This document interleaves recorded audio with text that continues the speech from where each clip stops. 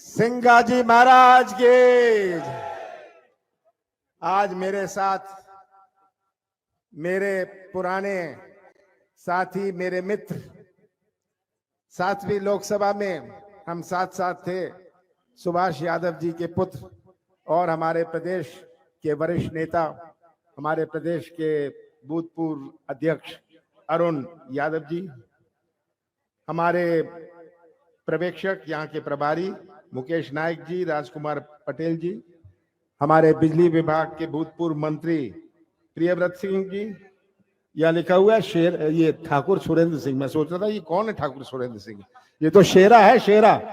हाँ, तो ये तो शेरा भाई, मंडलोई जी, हीरालाल अलावा जी, छाया मोरे जी, हमारे भूतपूर्व विधायक अनार सिंह बसकोले जी, हमारे पंडाना के आदरणीय बुजुर्गों और ये अति उत्साहित नौजवानों।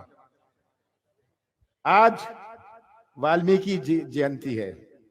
मैं नमन करता हूं और सबको शुभकामनाएं देता हूं। उपचुनाव का अपना मायने है। हमारे प्रजातंत्र में डॉक्टर अंबेडकर जी ने अपने देश को संविधान दिया।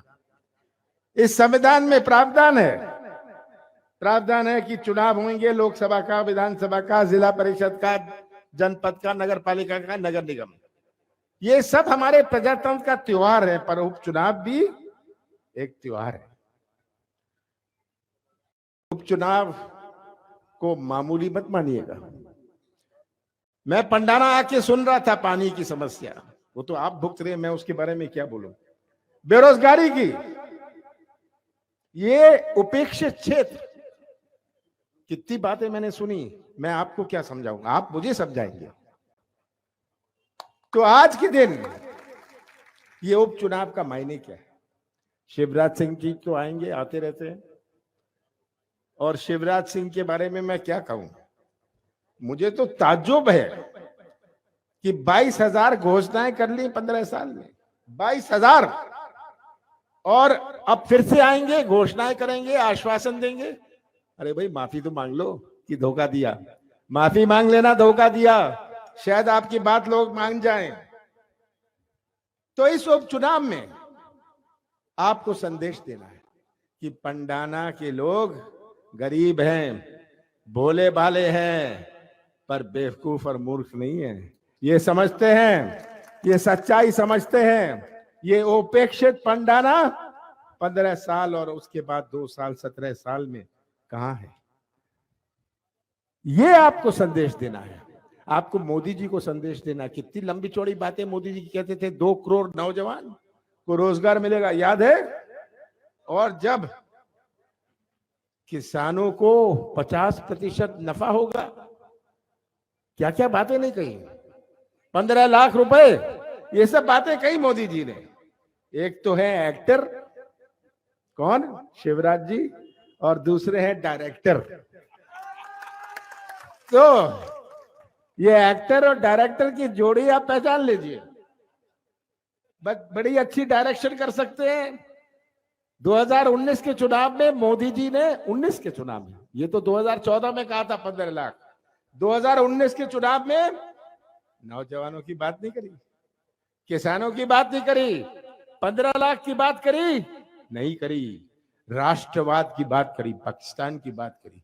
ध्यान मोड़ने की राजनीति, ध्यान मोड़ने की राजनीति इनकी पहचान लीजिए। और राष्ट्रवाद का पाठ ये कांग्रेस को पढ़ा रहे हैं। मैं तो पूछता हूं मोदी जी से, आप एक नाम बता दीजिए जनता को जो स्वतंत्र संग्राम सेनानी भारतीय जनता पार्टी में हो। कोई स्वतंत्र संग्राम सेनानी नहीं, और पाठ पढ़ाएंगे राष्ट्रवाद का। नौजवानों, ये आपका भविष्य है।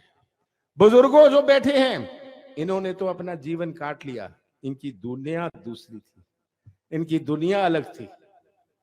आज के नौजवान समझदार है, और आपको यह संदेश देना है कि हमारी भोली भाली जनता अब मूर्ख नहीं बनने वाली। शिवराज जी आइए, पंडाना आइए, जरा हिसाब दीजिए, हिसाब किताब दीजिए आम जनता को कि आपने 17 साल में क्या किया। ये नौजवानों, भविष्य आपका है। 15 साल बाद कांग्रेस की सरकार बनी थी। 20 दिसंबर को मैंने शपथ ली। कितनी कैसा प्रदेश हमें सौंपा शिवराज जी, आपने कैसा प्रदेश हमें सौंपा। ऐसा प्रदेश जहां किसानों की आत्महत्या में देश में नंबर 1, ऐसा प्रदेश जहां बेरोजगारी में नंबर 1, महिला पर अत्याचार पर नंबर 1। ये कहते हैं मैं किसान का बेटा हूं, कहते हैं ना मैं किसान का बेटा हूं, और आत्महत्या में नंबर 1। कहते मैं मामा हूं, कहीं कहेंगे मैं मामा हूं। महिला पर अत्याचार में मध्य प्रदेश नंबर 1, बेरोजगारी में नंबर 1, भ्रष्टाचार में नंबर 1। एक उन्होंने तो सिस्टम बना लिया था, व्यवस्था बना लिया था, पैसे दो काम लो। ये आप नीचे से ऊपर तक ये व्यवस्था बनाई हुई थी, ये आप जानते हैं। आप पंडाना में जाएंगे, छोटे कर्मचारी के पास पैसे दो काम लो, ये व्यवस्था बनाई हुई थी। सबसे बड़ी चुनौती थी हमारे कृषि क्षेत्र की। हमारा कृषि क्षेत्र में कैसे नई क्रांति लाएं, कैसे हमारे कृषि क्षेत्र में किसानों का नफा होए, ये हमारे सामने चुनौती थी। हमने शुरुआत करी, क्योंकि मैं जानता हूं और आप जानते हैं, ये पंडाना का बाजार चलता है, कोई इंदौर से नहीं आता। ये पंडाना का और हमारे गांव का बाजार, किराने की दुकान चलती है जब किसानों की जेब में कुछ पैसा हो, क्रय शक्ति हो, हमारे नौजवान पढ़ाई कर सकते हैं, अच्छे कपड़े पहन सकते हैं, जो कृषि परिवार में कुछ जेब में हो। हमने शुरुआत करी किसानों का कर्जा माफ करने में, और खंडवा में 58,000 किसानों का कर्जा माफ हुआ। ये पहली किश्त थी। केवल डिफॉल्टर का कर्जा नहीं, जिनके चालू खाते थे। ये तो शुरुआत थी, हमने शुरुआत करी थी। पहला किस्त था, दूसरे किस्त में सबका होता। 27 लाख किसानों का कर्जा हमने माफ किया अपने 15 महीनों में। 2-2.5 महीने तो गुजर गए आचार संहिता और लोकसभा चुनाव में। 11.5 महीने में हमने अपनी नीति और नियत का परिचय दिया। बेरोजगारी कितनी बड़ी चुनौती है, बेरोजगारी सबसे बड़ी चुनौती है। ये नौजवान जो यहां हैं, यही हमारे मध्य प्रदेश का निर्माण करेंगे भविष्य में। अगर इनका ही भविष्य अंधेरे में रहे, कैसा मध्य प्रदेश का निर्माण होगा। आज के नौजवान की सोच है, आज के नौजवान का दृष्टिकोण है। आज का नौजवान कोई ठेका नहीं चाहता, कोई कमीशन नहीं चाहता, वो तो व्यवसाय का मौका चाहता है और अपने हाथों को काम चाहता है। यही है चुनौती। और कोई मंदिर या मस्जिद में जाने से रोजगार के मौके नहीं मिलेंगे जब तक निवेश ना आए। और निवेश आता है जब लोगों को प्रदेश पर विश्वास होता है। हमारा प्रदेश 5 प्रदेशों से घिरा हुआ है। जिसको तमिलनाडु में, केरल में सामान बेचना है, वो क्या पंजाब और हरियाणा में उद्योग लगाएगा, मध्य प्रदेश में लगाएगा, पर आता नहीं। क्योंकि मध्य प्रदेश की पहचान, मध्य प्रदेश में विश्वास नहीं, मध्य प्रदेश की पहचान नहीं। मेरा प्रयास था कि इसकी शुरुआत करें, मध्य प्रदेश की एक नई पहचान बनाएं।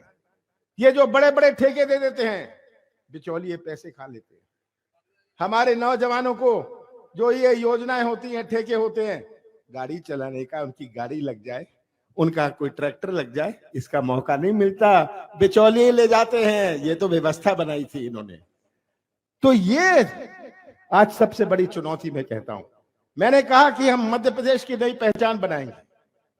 क्या मध्य प्रदेश की पहचान मिलावट से हुए, क्या माफिया से हुए? मैंने शुद्ध का युद्ध शुरू किया। मैंने माफिया के खिलाफ मुहिम चलाया। मैंने सबको कहा कि कमलनाथ को कोई पटा नहीं सकता, कमलनाथ को कोई दबा नहीं सकता। ये मैं चलाऊंगा युद्ध। मुझे नौजवानों के भविष्य को सुरक्षित रखना है, ये मेरा लक्ष्य था। अगर मैंने बिजली दी, अभी बिजली की बिल की बात हो रही थी, मैंने घोषणा नहीं करी थी, मैं शिवराज नहीं हूं कि मैं 100 रुपए सा यूनिट दूंगा। मैंने नहीं कहा था कि मैं 1000 गौशाले 1 साल में बनवा दूंगा। मैंने ये नहीं कहा था कि मैं पेंशन बढ़ाऊंगा, मैंने ये नहीं कहा था कि सामूहिक विवाह के पैसे मैं दूंगा। कितनी चीजें मैं गिनाऊं।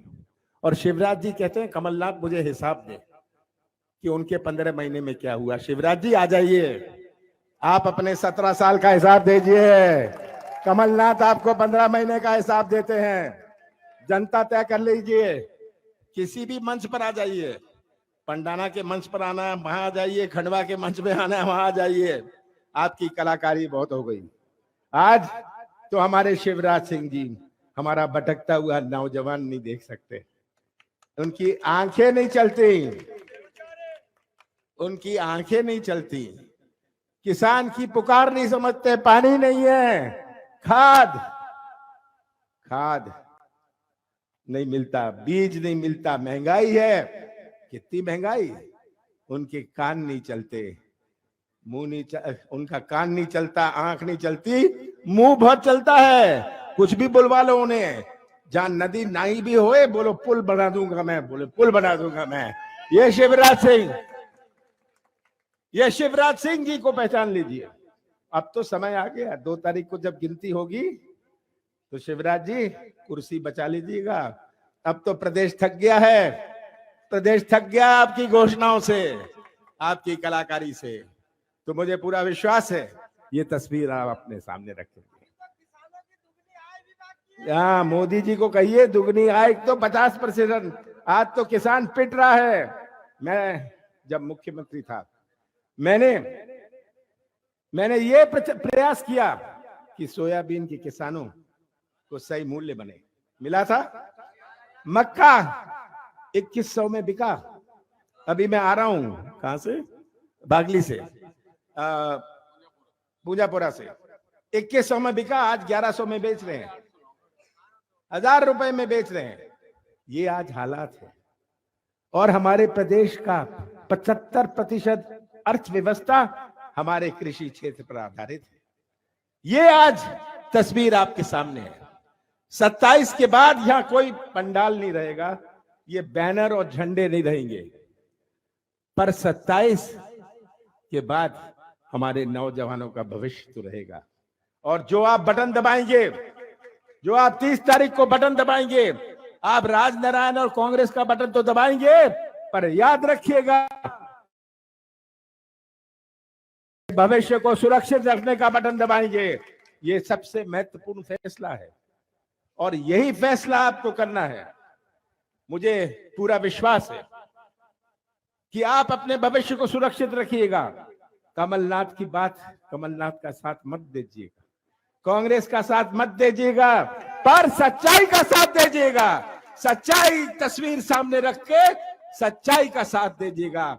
और मैं आज पंडाना के लोगों को कहता हूं, आपने सच्चाई का साथ दिया तो विकास का एक नया इतिहास यहां पंडाना में शुरू कराऊंगा मैं।